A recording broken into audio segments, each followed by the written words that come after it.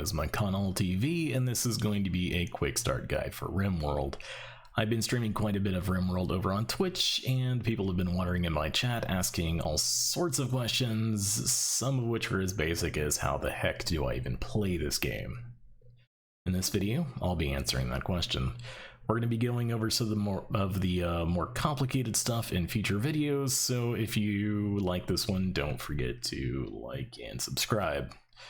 For the sake of length, I will not be going over the controls of the interface. If you have a question on how to do something, just pause the video, watch real close. The good thing about this game is it doesn't require a whole lot of explanation on controls or the control scheme, so we're just going to skip right over that part.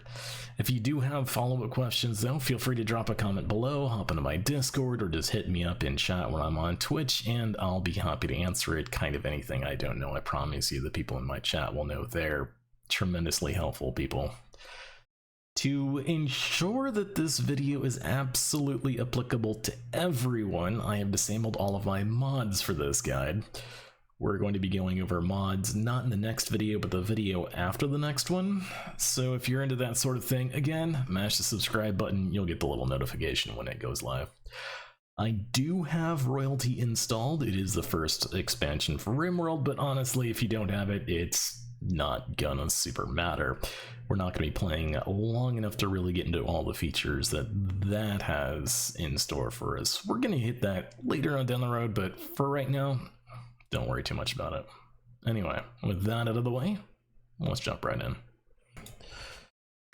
The first thing you're going to be presented with when you start a new colony is the opportunity to choose a scenario. The scenario will decide what you start off with in a new game. It's going to give you the number of colonists that you can take with you. It's going to give you starting resources.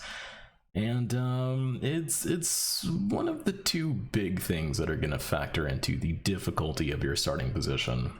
Crash Landed is the traditional starting place. You start with 3 people, you start with a reasonable list of resources, and the map's got a couple of interesting, useful things scattered around it. Crash Landed is the default. It is... it's not bad. Lost Tribe is slightly harder than Crash Landed. You do start with 2 more people, you start with a slightly more limited selection of items, and you start with a double research penalty, which will punish you later on. So easier start, harder late game is pretty much the way Lost Tribe shakes out. Rich Explorer starts you off with the same technology of Crash Landed, along with the technology to build gun turrets, which can be extremely useful depending on how you decide to play. You are only limited to a single pawn, but you get some really nice starting goodies. Honestly, I think Rich Explorer is a little easier than Crash Landed. It says extremely difficult scenario right there but honestly, you start off with some really nice stuff. I actually kind of think this one's a little easier than Crash Landed. Somebody will probably debate me why. It's going to be a slower start because you only have 1 pawn, and as you will rapidly find out, the more pawns you have, the more work you can get done around the colony, so yeah. And Naked Brutality is kind of like a cross between Rich Explorer and a giant middle finger. You start off with only 1 pawn, like in Rich Explorer. You start off with a normal research speed, like Crash Landed and Rich Explorer. And you start off with absolutely nothing. You're naked and alone. You have no starting food. You have no starting clothing. You have no starting anything. It's challenging. Absolutely challenging. We're going to be doing Crash Landed since it is the default sort of start. So, yeah. Default start. Next, you choose your storyteller. This is the other half of the difficulty components. Cassandra Classic is a balanced storyteller. She typically will balance harder events with easier events, so they have the ability to send you both good events and bad events. She sends you good events and bad events more or less in a balanced fashion. At higher difficulties, she can really challenge you. Yeah, default story. storyteller isn't bad. We will be taking Cassandra, but the other storytellers, you have Phoebe Chillax. There's a much longer delay between bad events for Phoebe Chillax. She is typically seen as easier than Cassandra, although I am told that late game she hits the hardest out of any of them, so she gives you lots of time to build, but I never really have the patience to wait for her to actually hit me at higher difficulty levels. I want pain. I want pain! So I typically don't play with Phoebe, but she is, if you're looking for a more relaxed, more chilled out, more chillax, I see what they did there. Gameplay, Phoebe Chillax is definitely the way to go. The third one is Randy Random. Most people seem to think that Randy Random is the hardest. Randy Random is truly random. Good events, bad events, timing. He just kind of throws the rulebook out the window and just does whatever the hell he wants to. He'll send you 2 raids at once. He'll send you malaria and plague at the same time. He'll give you volcanic fallout, and yeah, it's great. It's toxic fallout plus volcanic winter. He does that. Yeah, that's the reason why most people think he's harder. He's actually no harder than Cassandra, but he doesn't understand the concept of chill. And there's zero chill on Randy Random. Randy Random don't give up, and he yeah. Yeah, we're gonna be playing on Cassandra Classic. I'm gonna be picking medium for the purpose of this. When I stream, I usually play on rough or savage. Merciless is straight up unfair, but if you actually select Merciless, it'll tell you don't do this. It's literally colored red for a reason there. Savage I find quite challenging. You can't play Savage without a kill box and doing what I might describe as meta things to survive. You have to actually play the game in a way that the game was designed to be played if you want to go Savage. If you go Merciless, you have to play the game in the way the game was not designed to be played and actually actively break it in order to do well. So I generally play either on rough or savage depending on my mood. We're gonna go medium today. Just, this is a tutorial. You're gonna have to forgive me. This is a tutorial. I'm just gonna teach. I'm not gonna worry about the challenge of the game. And we're gonna go reload anytime mode. Commitment mode, once you get into the game and you really want to challenge, commitment mode will auto save the game and will not allow you to go back in time. Reload anytime mode, you can go back in time to a previous save. Commitment mode, if you've played a game and you're familiar with the concept of Iron Man, or with hardcore mode, or with no backsies, this is no backsies. It saves the game, what happens, and there is no back button. So reload anytime button if you're new to the game. Yeah. None of this matters at all. Randomize, change the global coverage, change the population, do whatever you want to do there. It genuinely doesn't matter. For the seed, hello YouTube. If you're playing along at home and you want to play on the exact map we're playing on, the seed is YouTube. If you change the global coverage, it will change the generation of the world though. So if you are playing it along at home, and you did type in the word YouTube, and then you do go down to 100% coverage, you are going to get a different map, so stay on 30 if you're going to stay on 30. Wham! And then it generates the world. Elevator music. Fantastic.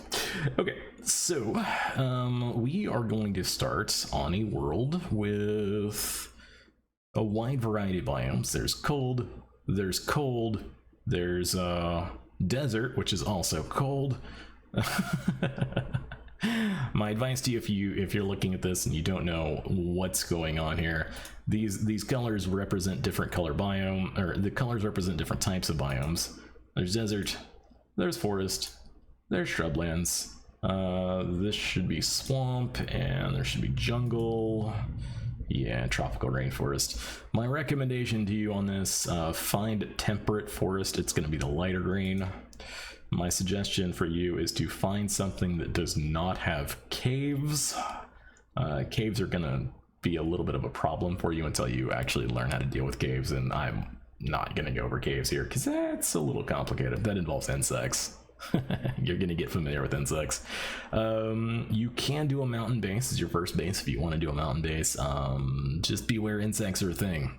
Infestations are real, and if you build a mountain base, you're going to be well acquainted with insects. I promise you, if you build a mountain base, sooner or later, the insects are going to end that base for you. So, I'm picking plains and temperate forest. You also want a year-round growing period. If this is your very first game, that will make everything a lot easier. You don't have to worry about not being able to grow food in the middle of winter, which is a thing. And the temperature will be reasonable. You won't have to worry too much about cold weather gear or warm weather gear or swapping between cold and warm. Yeah. If you really want to get nitpicky about it, marble and granite, we seem to have lucked into marble and granite. Marble is the nicest material in the game, and granite is the strongest stone in the game. Big plus for both of those things being present. You absolutely don't need that, though. Feel free to start wherever as far as building materials go. Don't limit yourself at all to that. So if you're playing along at home, we are hanging out at 409 north and not 78 east. Wham. Done. Next. Okay, wait, hang on, I forgot something. Advanced. Okay, I do have medium on. That would have made it challenging for you to follow along if I had non-standard map sizes. Hey. Alright, so these are our pawns. A note about pawns. You're gonna want to find some starting pawns that don't suck. Now, what the definition of not sucking is gonna vary from person to person, but you're looking for a couple of really key things. Key thing number one, no addictions. Preferably no bad back, preferably no dementia, and you basically want no major health conditions.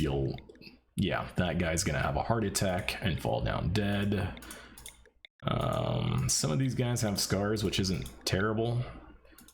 Let's see if I can find some. They will occasionally, heart attack waiting to happen. They will occasionally start with addictions, and you absolutely do not want to start with anybody who's addicted to anything. Yeah, that guy was missing a leg. Asthma's not bad, but he's going to drain up all your medicine. So this one starts with venom fangs. That's hilarious. Just avoid any major health complications. You don't want anyone who's frail. That move speed penalty will just absolutely come back to bite you. So if you see any major health conditions, avoid major health conditions. The other thing you want to avoid in your first party is any people who are incapable of anything. If you're incapable of something, you will not do it. That particular pawn will simply not do that job. In this particular case, dumb labor includes hauling and cleaning. Hauling is one of the most critical tasks in the game. Hauling consists of moving material from point A to point B, and in a game that's all about building a base and getting gear, and it's a problem. So with your very first colony, don't take anyone who's incapable of anything. You want no major health concerns and no incapable of anything. Those are the two biggest things to watch out for. You can also look out for good traits. You'll slowly over time figure out what the really good traits are. Just avoid pyromaniacs. Yeah. Avoid pyromaniacs. Yeah. Especially your first game, because you're going to make your base out of wood and they'll burn it down. The entire base. Yeah. Yeah, don't go for pyromaniacs. So what we're looking for is a couple of people who have no health conditions and who aren't incapable of anything. So I'm just going to randomize until we have a couple of people who meet those criteria. Okay, depressive is rather bad. Greedy's not bad. Well, greedy is bad, but greedy's not the worst, so No health conditions, no incapable. Next, he's 74. He's probably going to die. That's fine. That's his problem, not mine. No incapable, no health problems, and no incapable, no health problems. Okay, fantastic. He's a brawler, which means he won't carry a ranged weapon, but that's okay. And we have a little bit of everything. Okay, so one other point when choosing your individual pawns. You don't super care about your starting skills. My one recommendation is make sure you have one person with planting 8 or higher, and that way you can plant heal root the day you arrive. If your planting skill is lower than that, you're not going to be able to plant heal root. Heal root is medicine, and you're going to need medicine because your people are going to eventually get injured, and it's something you're going to have to take care of. Everything else is just sort of optional. It's ideally you want people who can do a little bit of everything. You're going to want a construction person, you're going to want a cook, you're going to want somebody who can plant, you're going to want somebody who can do research, you're going to want somebody who can treat wounds. But all in all, it doesn't really matter. Just if you're looking for better skills, you need someone with plants 8, and then everything else you kind of make do with. So let's get started. In a gunfight, always be behind cover. That's a really good tip, actually. I love that they added little tips. We're gonna load up our mods in the next video, though. Oh, mods are so good. Okay, so this is what greets you when you start a new game. The 3 of you awake in your cryo-sleep sarcophagi to the sound of sirens and ripping metal. You barely get to the escape pods before the ship is torn apart. Sometime later, you land on this unknown RimWorld. As pieces of the shredded starship fall around you, you start making plans to survive. Okay. So, this is the start of the game. You arrive in pods. You are 3 pawns. And now what? Now we get started. Alright, so we've got 3 pawns. First thing we need to do is get them equipped with the gear that they landed with. There's a flak vac vest, there's a bolt action rifle, there's some pants. I mean, everybody hates pants, but you gotta wear them, unfortunately. Alright, so let's find out who's our shooter. You're probably gonna have some mix of skills. Some people are gonna be better at melee, some people are gonna be better at shooting. Assign gear accordingly. If you have a melee skill, give him the melee weapon. Here's your plasteel nice. If you give the guy, whoever your melee is probably going to also want the armor, because they're going to be the ones in close combat. So if you hold down the shift key, I said I wasn't going to go over interface, but here we all are. If you hold down the shift key, you can actually queue up orders. That is definitely one of the more important tips I can give you. So if you hold down shift key, you can tell them to equip a plasteel knife. And then you can hold down the shift key. Hang on. Equip plasteel knife, hold down the shift key. Force wear. So he's gonna go grab the knife, grab the pants, and then grab the jacket. Where's the helmet? There's a helmet too. Is she standing on the helmet? There's a helmet here somewhere too. I'm pretty sure. Don't know where it is. Somebody's probably standing on it. There it is. Okay. Who else do we have for shooting? You've got 1 skill and 1 skill. You got 0 skill and 0 skill. Fantastic. Neither of that matters. What's the pistol? There you go. All right. So you start with a rifle, a pistol, and a knife. Just go ahead and grab those. You can hit space to unpause it, and the numbers will actually determine what speed you are. So I just hit 2 and it plays at medium speed. If you hit 3, it plays at fast speed. If you hit with 1, it plays slow. If you hit pause, it pauses, that sort of thing. We've started with an animal, a donkey, and it is bonded to Arlene. So, if you start with an animal that's not bonded and not a dog, you might want to consider getting rid of it. It's made of valuable meat. and it's going to eat valuable food. Now, since this animal is bonded, if I were to kill it, it would make that pond very, very, very sad. And I'm mean, but I'm not that mean. So, we're gonna let the poor donkey live today.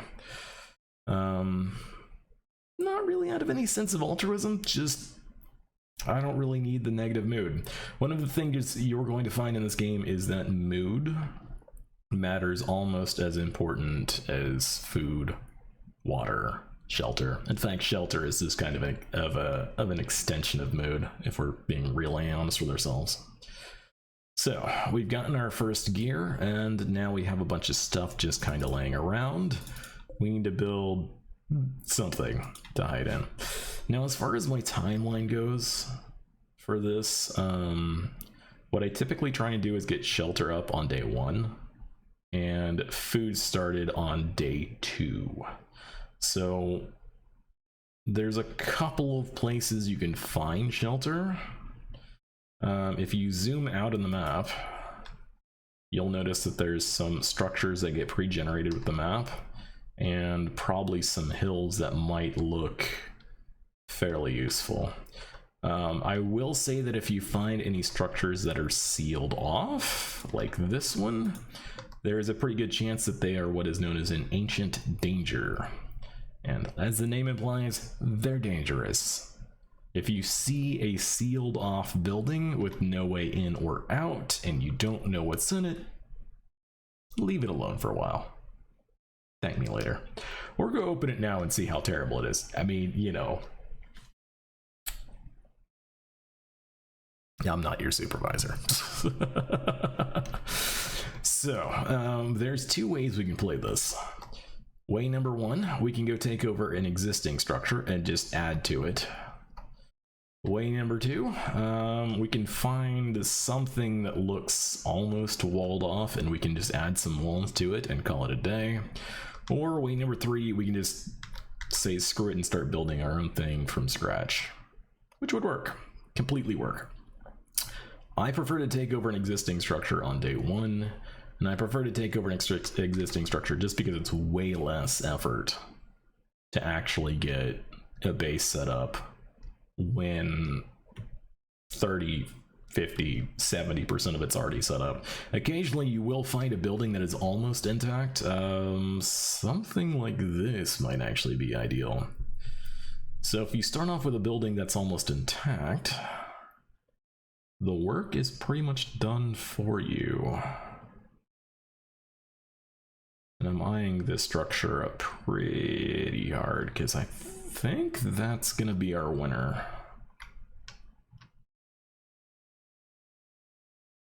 We need 2 walls to construct that. This would... I'm torn. We can take over this or we can take over this. The point is, you want to look at the map, find something that's interesting, and then you want to take it over. I think I'm going to take this over just because it's closer to our stockpile, and that means less travel time when we move stuff. I also think that the first base is going to be a little larger if we build it here compared to if we build it down here. I think if I just wall there, we're going to have a tiny room. If I wall here, we're going to have a larger room. Just something to think about. Space is an issue. Alright, so here's what we're going to do. We need a building to spend our first night in. So I'm going to go to Architect. I'm going to go to Structure. I'm going to click on Wall. I'm going to pick a wooden wall. And we're just going to build a wooden wall. Done. Easy. Then we're going to add a door to the front of it. Doesn't really matter where. And that's it. That's going to be our first base. You see how easy that was? Super easy. Your base is probably also going to need a roof. So don't forget to build a roof. Roof is under Zone. If you click on Architect, Zone, Build Roof, you can slap down some roofs. If you right click it, clears your cursor so you don't have to select things anymore. And that's going to be our first base. So what we are also going to need is we're going to need the pawns to actually move some stuff for us. There is a lot of stuff that's over here. This medicine is over here, this wood is over here, this steel, this food. We want to take all of that with us. So if you double click, it'll select everything nearby that is similar. We're going to allow, because if we forbid, the colonists will not be able to pick it up. So we're just going to double click and we're going to allow all this stuff. There is a mod that allows you to allow all, and we will be going over that in the next video. Highly recommend that mod, but since I've disabled all my mods for the purpose of this tutorial, I will do it the old-fashioned way. Hitting the home key with the allow tool would also allow them to just instantly pick everything up. Just saying. Not salty. Just saying. Okay, so now the colonists can access the stuff we want to move. Now we have to tell them where to move it to. To do that, we need a new zone. And the zone is going to be a stockpile zone. And the stockpile zone should probably be inside the base, just so the stuff doesn't rot. Fun fact about stuff that gets stored outside, it slowly degrades over time. So, don't store stuff outside. Is bad. Okay, so in this in the stockpile zone, there are some storage settings. I'm just gonna allow everything. There is a button for clear all and allow all, and you can go in here and do some really fine, really granular, really detailed organization of your stockpile zones, and I really recommend that you do that at some point. But for now, we're just gonna take everything and we're gonna dump it into this room. So let's have the pawns do that. That's it. I'm just gonna have them move the stuff that we already have into the stockpile zone and do some building. So Stanley's building the roof. Good job, Stan. Stan the man, proving why he is again the #1 choice in construction contractors. When you need a construction contractor in your colony, get a Stan. Stan the man. Good for constructing. Not great for hauling, but that's okay. And people are puking up. One of the fun things about the crash landed start is you do start with cryo sleep sickness. They will occasionally just pause to vomit. It's they're not anorexic, they're just actually sick. Okay, so they are moving all of the stuff over, which is good. Arlene is cloud watching. Cloud watching is a recreation. Recreation helps them stay sane. We will need to provide them with some recreation. It's what I'm going to do after they finish hauling. So, we're more or less done hauling. More or less. There's a little bit left to do. So, there are some other things we need to do once we have basic shelter set up. These people are going to need a place to sleep because sleeping outside is really damaging to their mental fortitude. So we're going to go to the architect, we're going to go to furniture, and then we're going to go to bed. And I'm going to build 3 beds because I have 3 colonists. 1, 2, 3. Easy peasy. Over here, there is a list of your resources. It's going to take us 45 times 3, like 135 wood to build 3 beds. We do not have 135 wood. So we're going to need to cut down some trees to get some more wood.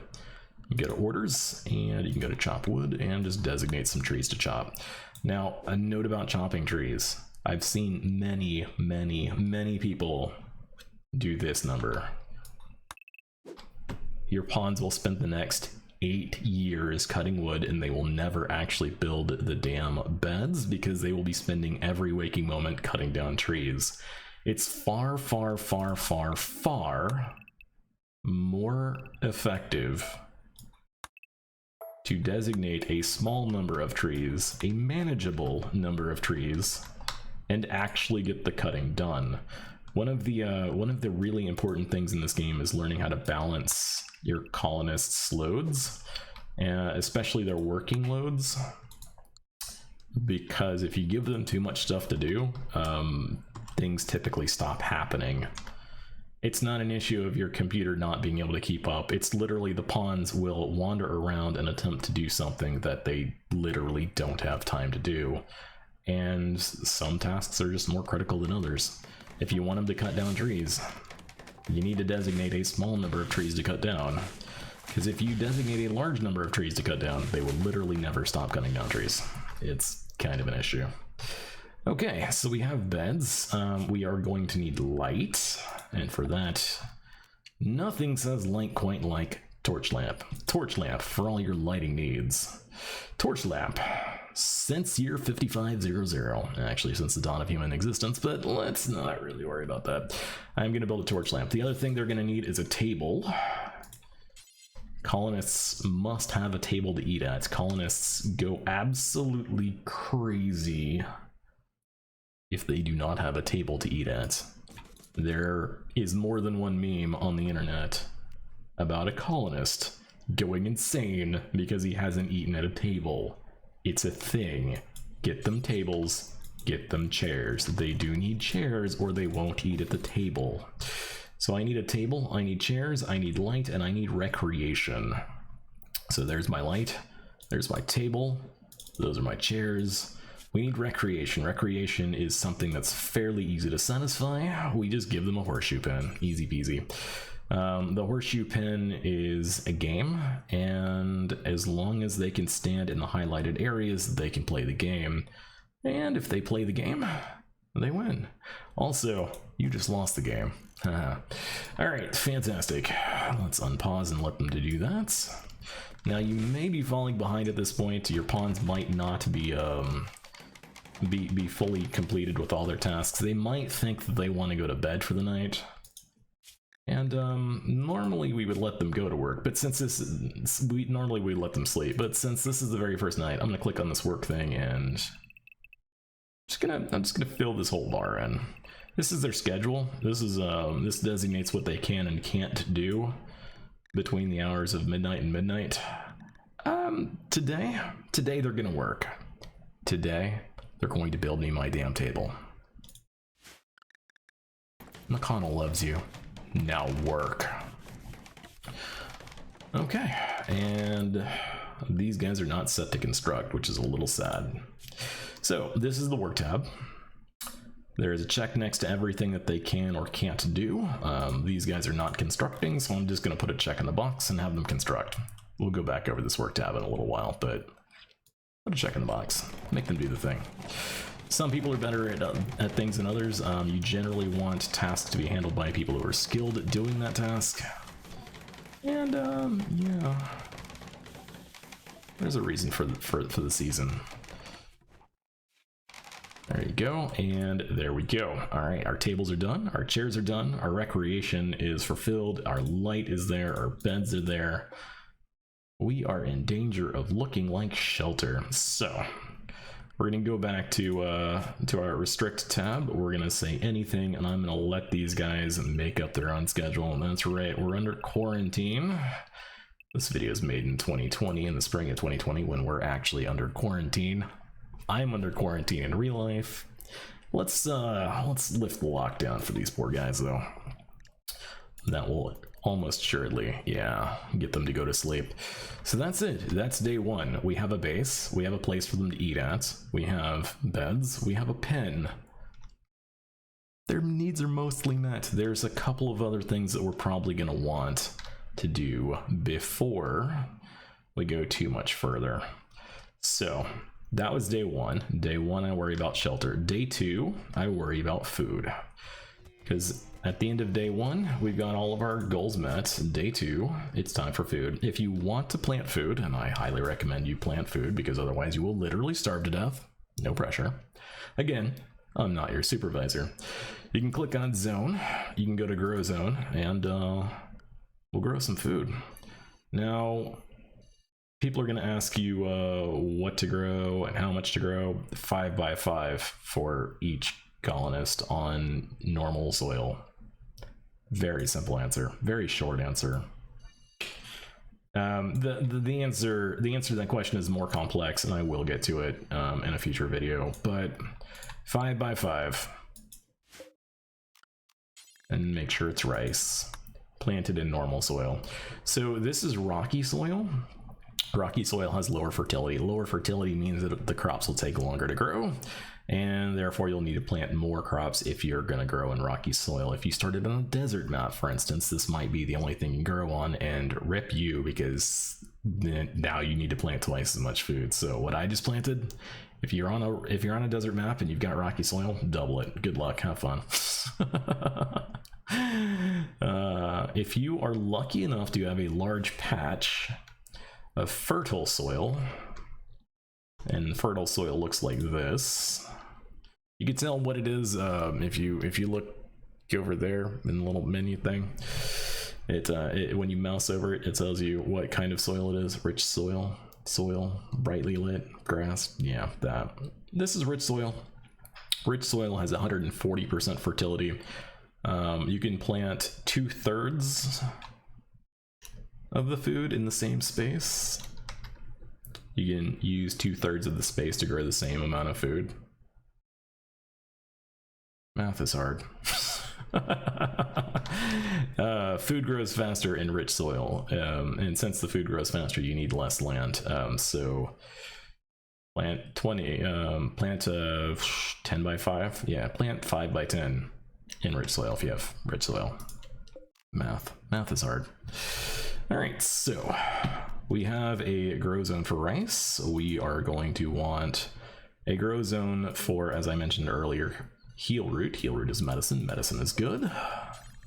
And there is a minimum skill 8 here. So again, if you don't have a pawn with a plant skill of 8, you're not going to be able to grow heal root. Eventually, your characters are going to learn how to plant. They'll get there if they aren't there already. And then the other thing we're probably going to want some of is cotton, because that's what you need to grow clothing and sandbags. And then we're going to need some smoke leaf, because everybody needs recreation. Fantastic.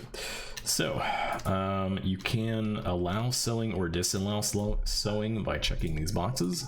I want them to focus on food, so I'm just going to go ahead and disallow sowing on that for a minute so that they actually focus on food. I'm also going to come over to my work tab, and I'm going to make sure that they actually will all grow, because sometimes they won't. In fact, just for the purposes of this tutorial, I'm just gonna... Everybody can do everything. Skills don't matter. None of this matters. It's the tutorial. We'll go over that screen in a minute, like I said, I promise. But we'll go ahead and speed up the game, and as everybody wakes up, they should start planting food. My goal for day 2 is to have all of my food planted, so that once we run out of survival rations, they can have some delicious rice. Everything tastes better with rice. That's what the internet tells me. Especially toothpaste. Okay, the rice has been planted, and they are going to go on a bit of a recreation spree. So we'll allow sowing. Sow will sow. There we go. Good job, McConnell.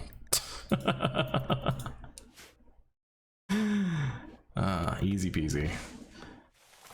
Alright, so they are going to go sow cotton, and since Stanley is the only one with a planting skill, Stanley is the only one who can sow the heal root. Easy peasy. Now, if you're starting on a different starting scenario, you might be getting hungry right about now because you didn't start with survival rations for whatever reason. If that is the case, you can go out and harvest food on the map, and I'll show you how to do that. You see this right here? That's a berry bush. If you're playing on a desert map, you might be able to find agave. The agave is the fruit of the desert. Yeah, let's go with that. So you can, if you want to do this, zoom all the way out, double click on your berry bushes, it's going to highlight everything, and you can come over here and click the harvest button, and that's going to designate a bunch of berry bushes to be harvested. And again, since this zone is set up to accept everything, once the berries are all harvested, they will move the food over here. Ooh, a dead ram. You're going to allow the dead ram because that's meat, and we like food. So, a word on food and how to make it useful to you, because just to be clear, in its current form, that food's not super useful. You can eat raw berries, you can eat raw meat. It's not good for their sanity to eat raw meat. So, brief cooking tutorial. in RimWorld, you'll go to Architect, you will go to Production, you will go to Butcher Spot, and you can put down a Butcher Spot. If you want to, you can also create a Butcher Table. A Butcher Table does the exact same thing as a Butcher Spot, but it's more efficient. Your choice. Since the Butcher Table does require wood, and we have a lot of wood, we use the Butcher Table instead of the Butcher Spot. But again, if you don't have wood, or if you don't have a Butcher Table, or if anything, if for whatever reason you feel like you can't make a Butcher Table, feel free to just put down a Butcher Spot. They both work the same way. The other thing you're going to need is a stove. Do not build an electric stove yet because you haven't set up electricity yet. You're going to want a fueled stove. Or if you don't have a fueled stove because you're tribal, you can click on the temperature tab, and don't ask me why this is on temperature, and you can build a campfire, both of which work. I'm just going to go ahead and put down a campfire, and I'm going to put down a fueled stove. You know what, screw it, we'll put down a Butcher Spot too. Doesn't even matter. For best practices, keep your stove away from your Butcher Spot, or your Butcher Table. I built these way too close, so I'm gonna move them. Just gonna slide that on over here and just delete that, because just to be clear, when you butcher an animal, blood, gore, guts, viscera goes everywhere. It gets everything dirty, and when everything's dirty and you cook next to it, it kind of results in food poisoning. So, but I mean, if you like food poisoning, feel free to build those real close to each other. Again, I'm not your supervisor. So we'll get these crafting stations set up. And I will show you how to use them as soon as the pawns wake the hell up and do as I tell them to. Okay, the pawns are starting to wake up, and they are getting right to their building tasks. And they need to fuel the fueled cooking stove, and they need to fuel the fire. Give me fuel, give me fire, give me that which I desire. Ooh, never mind. So, now that you have a Butcher Table, and a stove, and a campfire, and a Butcher Spot, because apparently we're doing both, why not? The pawns still will not do what needs to be done. In order to get the pawns to actually use this station, you need to actually put in a bill. Bills will tell the pawns what to do. You need to add a bill to Butcher Creature, and I suggest you do this forever. You can do one time, but it'll take something over there, it'll butcher it, and then they'll stop butchering, and they will never use the station again until you fix the bill. So, add bill, Butcher Creature, do forever. You can do this on both of these. Bam.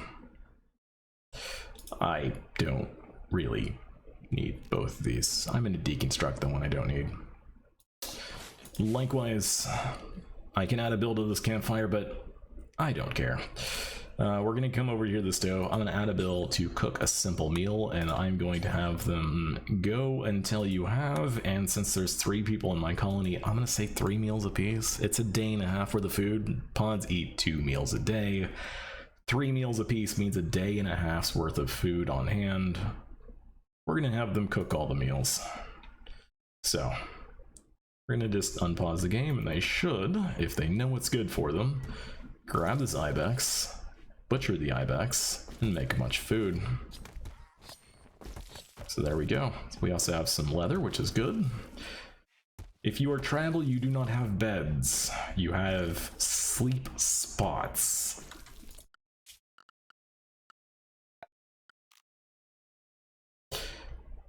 You also do not start with the technology required to build beds. If you are playing tribal, you will need to use bed rolls. And you will need to gather lots of leather. Good luck. Because all the leather is a different type. The light leather is light leather, the bird leather is bird leather, the elephant leather is elephant leather, and they really don't mix. Ooh, we have new lovers. Price and Arlene are now lovers. Fantastic. Lovers want to sleep together. So we're gonna uninstall these 2 beds. Except I'm gonna actually click the right button. The pawns will execute the order to change the beds, and then what we'll do is we'll build a double bed so that they can sleep together in marital bliss. They're not married yet, but, you know, lovers do eventually get married in this game. And then you'll want to assign both of these people to this bed. So assign and assign. There you go. Now they can sleep together. Fantastic. Do not assign colonists who are not lovers to the same bed. They will hate each other and you. Mental moods. The pawns have them, and for some reason sleeping with people they don't like causes them to go slowly insane. Yep. Alrighty. So our food is being grown.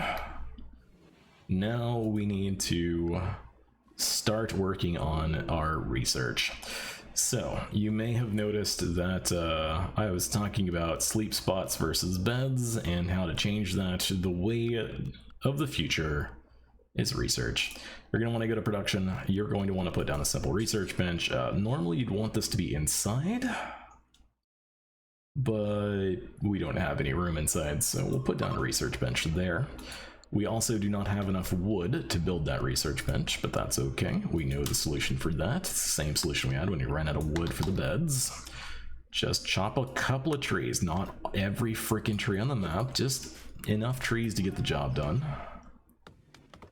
If you are playing without steel, you will not be able to build a research bench without gathering steel. If you look really closely though, you'll notice some of the rock looks different from the other rock.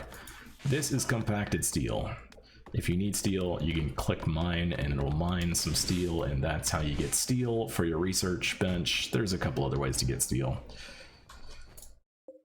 Since this needs to be indoors, we're gonna actually put down another wall. Let's get this stuff inside.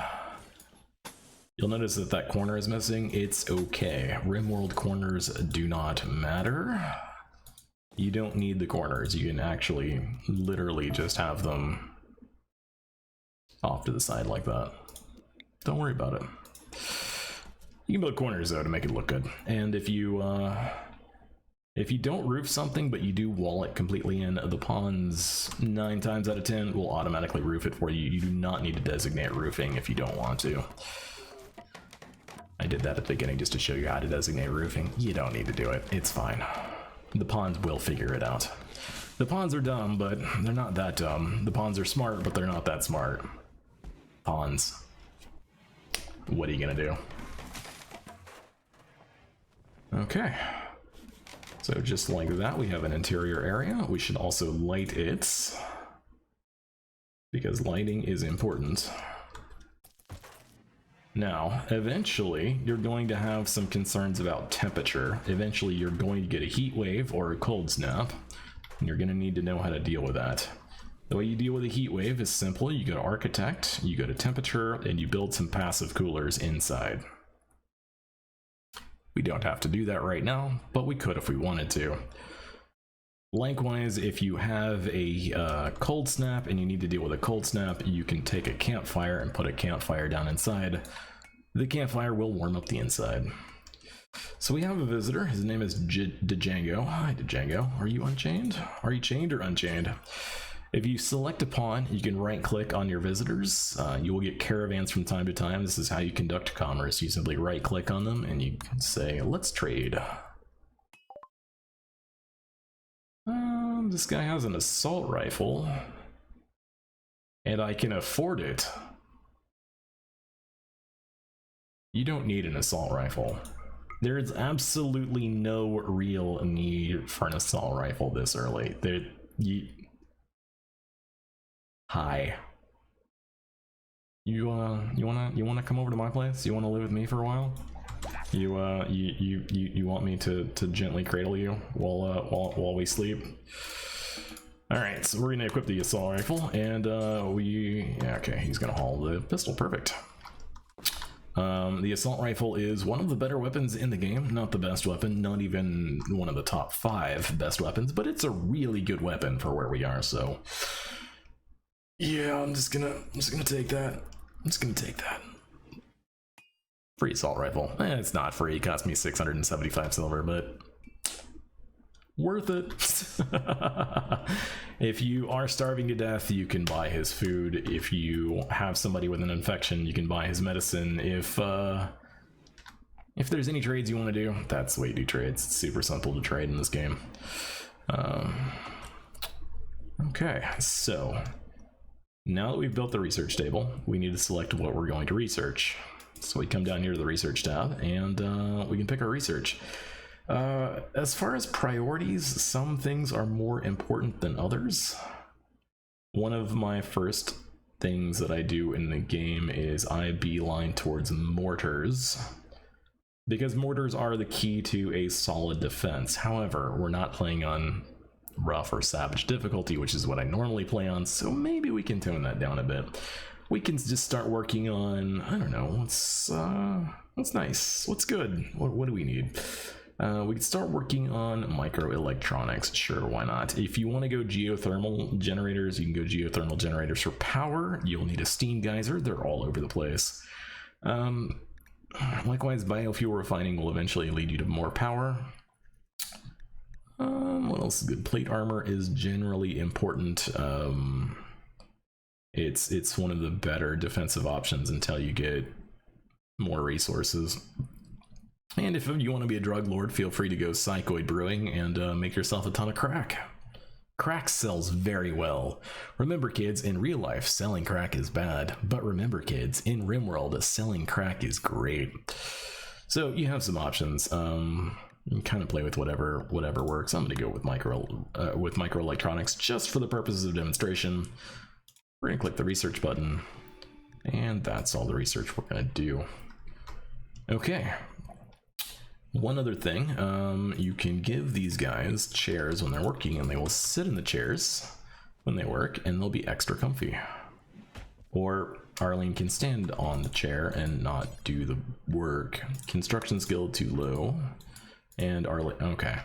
You draft, you can tell people to move somewhere. Hey. Arlene, maybe don't do that. I'm gonna have to draft these pawns and have them not work on the research table while we build this chair, huh? Okay. Okay. Okay. Okay.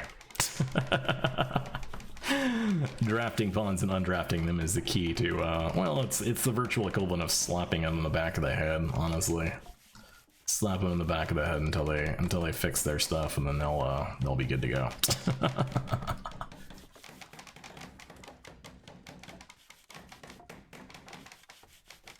There we go. All right, now you guys are dismissed.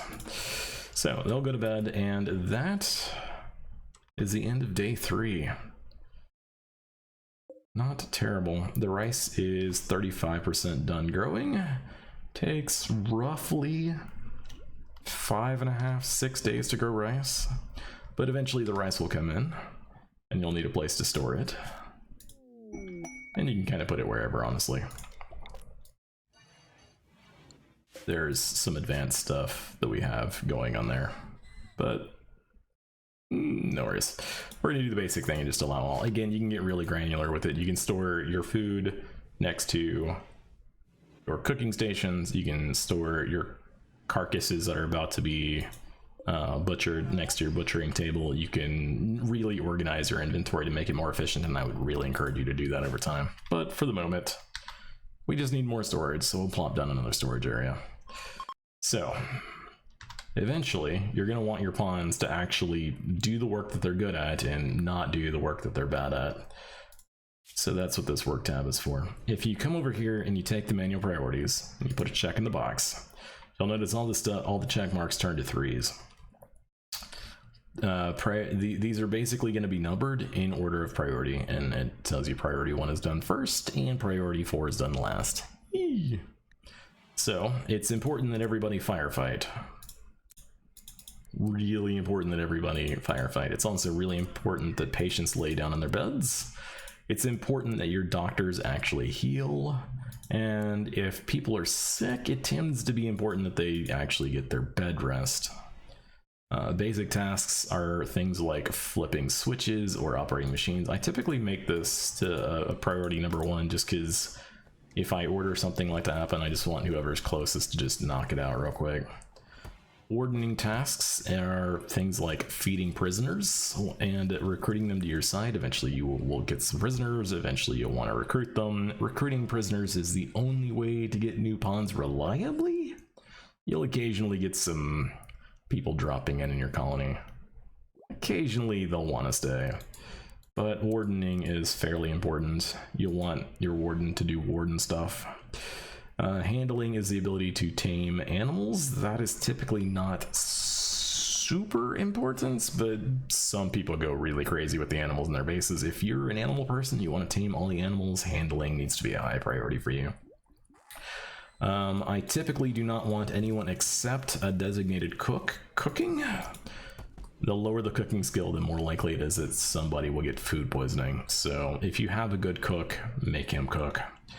Likewise, hunting is hunting, that should be fairly self-explanatory. Construction is construction, and that should be fairly self-explanatory. I do want everyone to be able to construct, I just don't need everyone to construct as their first priority. Likewise, growing is kind of important. Growing is kind of important for pretty much everybody who can do growing. And mining, it depends on how much mining you have to do. I don't need people to do extra mining work right now, so I'm not going to make it super high priority. Just as a word about mining, the yields that you get from steel or stone or whatever are affected by mining skills. So the higher the mining skill, the more you'll get from them. So if you're obsessed with getting the most yield with the least amount of work, then you're going to want to have skilled miners, and you're going to want to make sure that they're the only ones mining. Plant cutting is important, but plant cutting is really just cutting down trees and working the actual cut plant job order. Plant cut is not used for farming unless you expressly order something to be cut. Plant cutting is actually kind of super important when you get blight. But that'll be a problem you'll have to deal with when you do get blight. You're gonna only want one person, your best crafter, on smithing and tailoring, because they are going to be the ones who can produce the highest quality items. Skill does matter when it comes to producing high quality items, so you want smithing and tailoring to only be done by the person with the highest crafting skill. Crafting, incidentally, is worth everyone doing. You're gonna eventually want to cut stone. You're going to eventually want to do things like refining. You're gonna want to do stuff like rolling smoke leaf. The crafting task is something that you'll want multiple pawns doing. Art is not something you'll need to know too much about in the early game. It's really important late game, and certain strategies for making pawns happy revolve around having lots of art. Art is not something I typically prioritize though. And then you'll want somebody who can do your research for you. I'm going to have Arlene be our designated researcher, and I'm going to clear everybody else out for researching, since Arlene does have a burning passion. Burning passion is really good. Pawns are made happy when they do tasks that they have a burning passion in, and they gain skill points way faster. So having a burning passion is important. Hauling and cleaning is set to 3, so those are going to be my work priorities. And the pawns will get work done as we get work assigned. So there you go. That is the work tab. Okay. And it's been a couple of days since we last checked on the colony. The rice is now 100% grown. The colonists are going to wake up, grab some food, and start harvesting. They're going to bring in the rice, and the way only pawns can, easily distracted, ADD afflicted pawns. This zone might not actually be big enough to haul in that much rice. You might need to expand that out a little bit, just a tiny teensy weensy bit. But they're going to bring in a bunch of rice. They're going to put it wherever the hell they want to put it because they're pawns. Again, you can change that.